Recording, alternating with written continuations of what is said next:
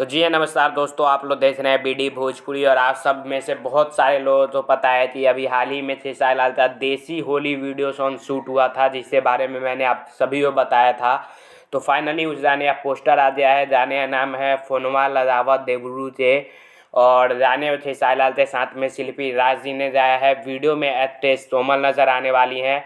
और ये जो वीडियो देख रहे हैं ये उसी गाने का शूटिंग क्लिप है। तो आप सब देख के समझ सकते हैं कि वीडियो काफ़ी ज़बरदस्त होने वाला है। और बात करें गाने की, जो गाना पूरा देसी अंदाज में होने वाला है, देसी लुत्फ नज़र आएगा 6 साल से इस गाने में आप सभी को। अनंता म्यूजिक वर्ल्ड यानी टुनटुन यादव जो राइटर हैं, उन्हीं के चैनल से ये गाना आने वाला है आप सभी के बीच में। तो आप लोग तैयार रहिएगा। और कल यानी 14 तारीख को सुबह 6:30 बजे फुल वीडियो सॉन्ग आ रहा है अनंता म्यूजिक वर्ल्ड पर, तो ज़रूर देखिएगा। और हो सकता है कि आज किसी भी टाइम पर इसका टीजर आए। तो जितना एक्साइटेड है ज़रूर बताएं कमेंट बॉक्स में। जय हिंद, जय भोजपुरी।